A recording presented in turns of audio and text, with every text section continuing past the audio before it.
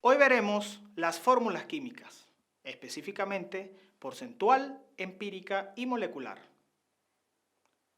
Por definición, las fórmulas químicas indican las distintas formas de representar un compuesto químico. Existen 5: fórmula porcentual, fórmula empírica, fórmula molecular, fórmula electrónica y fórmula estructural.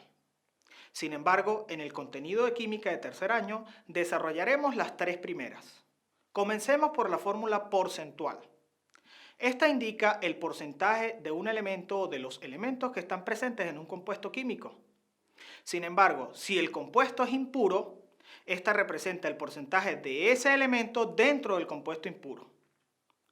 Seguimos con la fórmula empírica. Esta es la forma simplificada o más simple en la que se puede encontrar un compuesto químico. Y la fórmula molecular representa la cantidad real de átomos que están conformando un determinado compuesto.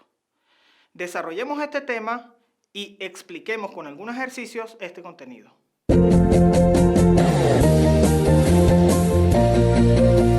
Vamos a realizar ahora algunos ejercicios de fórmula porcentual. Como les dije anteriormente, con sustancias puras como el óxido de aluminio y con sustancias impuras, en este caso un mineral llamado taconita, que contiene óxido de hierro. Vamos a comenzar a calcular la fórmula porcentual de una sustancia pura como el óxido de aluminio. Para esto tenemos que considerar el número de átomos de cada uno de los elementos presentes en el compuesto y además su masa atómica. En el caso del aluminio, un mol pesa 27 gramos y en el caso de oxígeno, un mol pesa 16 gramos. Esos son valores fijos de masa de cada uno de los elementos. En este caso, el óxido de aluminio, tenemos 3 átomos de oxígeno y tenemos 2 átomos de aluminio. Si multiplicamos cada uno de los átomos que tenemos en la fórmula por sus masas atómicas, entonces tenemos lo siguiente: el oxígeno lo multiplicamos por 16, que es su masa, y el aluminio lo multiplicamos por 27, que es su masa. 3 por 6, 18, llevo una, 3 por 1, 3, y una que llevo, 4.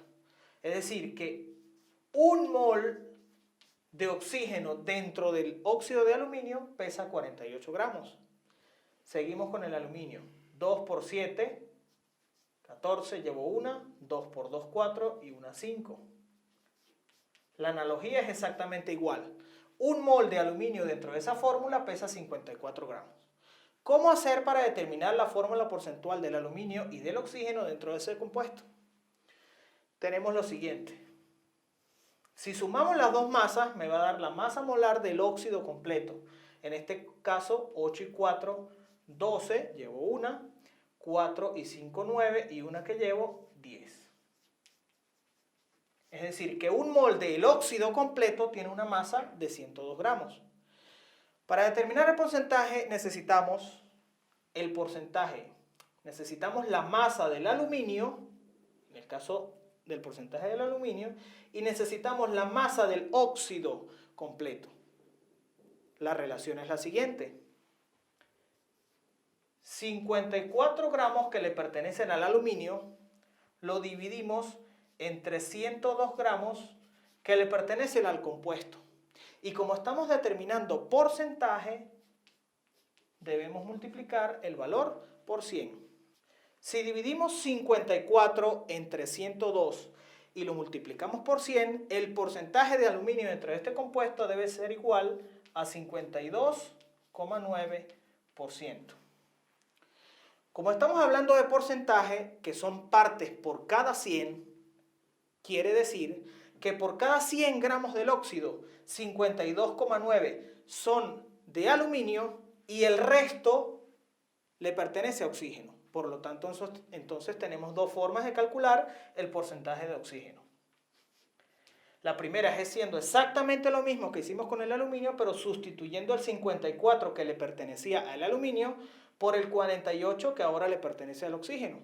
Y la otra manera es, como les dije, si estamos diciendo que el porcentaje representa partes por cada 100, entonces a 100 le podemos restar el porcentaje de aluminio, que era 52 32,9% y esto nos va a dar el porcentaje de oxígeno dentro de ese compuesto que tiene un valor de 47,1. Entonces, dentro del óxido de aluminio, que es una sustancia pura, 52,9 gramos le pertenecen al aluminio y 47,1 gramos le pertenecen al oxígeno por cada 100. Veamos ahora cómo hacer cuando la sustancia es impura. Tenemos un mineral taconita que tiene 35% de este óxido. Cuando decimos que tiene 35% de ese óxido, como lo expliqué en el ejercicio anterior, es 35 partes por cada 100. ¿Pero por cada 100 de quién? Estamos diciendo o podemos decir que por cada 100 partes o 100 gramos del mineral, 35 gramos le pertenecen al óxido. Además de la relación en términos porcentuales, tenemos la relación en términos de masa molar. Como lo expliqué anteriormente, multiplicamos cada una de las masas molares que las tenemos aquí, oxígeno 16, hierro 56, por el número de átomos presentes en el compuesto. 4 en el caso de oxígeno, 3 en el caso de hierro. Eso me da un total de masa molar para el óxido completo de 232 gramos por cada mol. Vamos a ver cómo relacionamos todos estos datos para calcular la masa de hierro. El problema me dice, si yo tengo 84 gramos de un mineral, ¿cuántos gramos de hierro puedo obtener si el porcentaje del óxido de hierro es del 35%? Como yo quiero calcular es la masa de hierro que hay en 84 gramos de mineral, debo comenzar el factor de conversión por los 84 gramos que le pertenecen al mineral. Como lo hemos explicado en clases anteriores, los gramos de mineral, para poder cancelarlos, deben estar como denominador. Ahora, ¿cuál de los datos me relaciona a los gramos de mineral? Ya usamos el 84. El único dato que me relaciona a mineral es este 100 que está aquí, lo que quiere decir que los gramos de mineral equivalen a 100 gramos. Estos 100 gramos de mineral están relacionados directamente con 35 gramos del óxido de hierro. De esta manera podemos cancelar gramos de mineral con gramos de mineral. Sin embargo, el problema me está pidiendo masa de hierro. Hasta el momento yo tengo masa del óxido de hierro. Vamos a utilizar la relación de la masa molar para poder llegar a la masa de hierro. De la siguiente manera.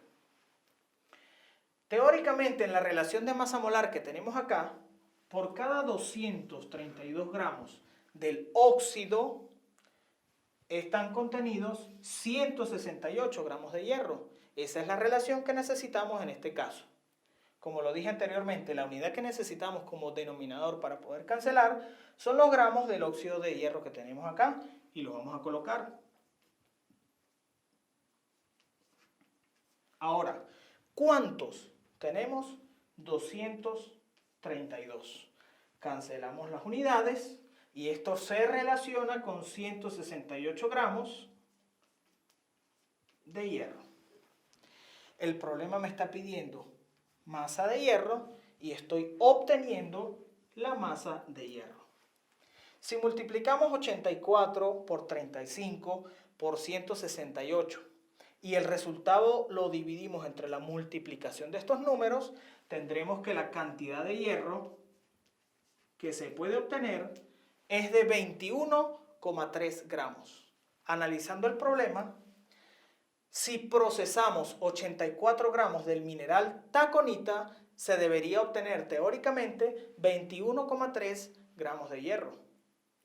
Seguimos con ejercicios relacionados con fórmula empírica y fórmula molecular.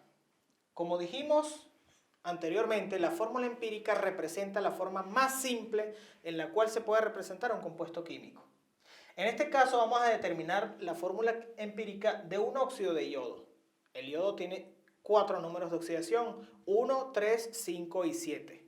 Por lo tanto, podría ser cualquiera de los 4 y con el procedimiento que vamos a realizar en el primer ejercicio podemos determinar cuál de esos óxidos es. Para esto necesitamos conocer la composición porcentual de cada uno de los elementos. Tenemos un 76,05% de yodo, que ya explicamos cómo lo obtuvimos, y un 23,95% de oxígeno, además de sus masas atómicas.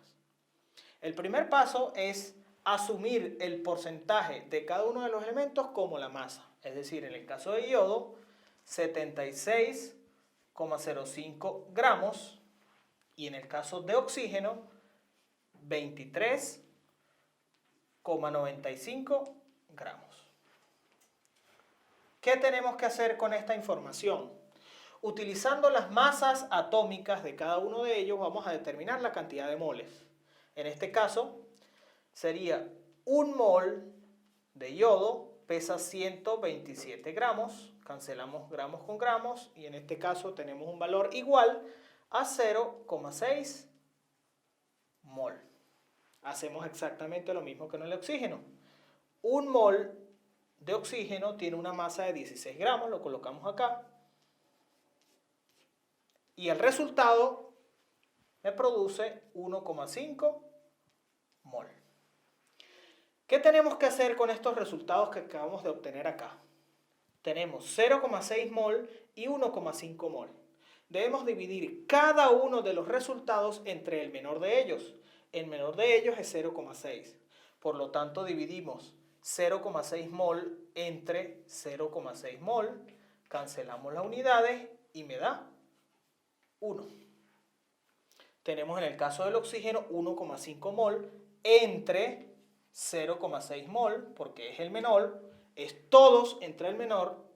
En este caso tenemos 2,5. Tenemos una relación de yodo y oxígeno. Un átomo de yodo se relaciona con 2,5 átomos de oxígeno. Pero como no podemos dividir los átomos, sí pudiésemos tener un átomo de yodo, pero no podemos tener 2,5 átomos de oxígeno. Por lo tanto, el siguiente paso es buscar un número que multiplicado por el decimal que tenemos acá, me dé un número entero. Como tenemos 2,5, si lo multiplicamos por 2, obtenemos un número entero que es 5. Pero al multiplicar el segundo número por 2, también el primero lo tenemos que hacer. Es decir, 1 por 2, 2. La relación en el óxido de yodo lo que dice es que 2 átomos de yodo se relacionan con 5 átomos de oxígeno en números enteros. Entonces, la fórmula empírica de este compuesto quedaría I2 o 5. Es decir, que el óxido de yodo al que le estamos determinando la fórmula empírica es el óxido iódico, donde el yodo utiliza su número de oxidación 5. ¿Qué aprendimos la clase de hoy? En primer lugar, que las formas más utilizadas para representar los compuestos químicos son la fórmula empírica, fórmula molecular y fórmula porcentual. En segundo lugar, que la fórmula porcentual representa el porcentaje de cada elemento dentro de un compuesto. Y por último, que la fórmula empírica no es más que la simplificación de la fórmula molecular.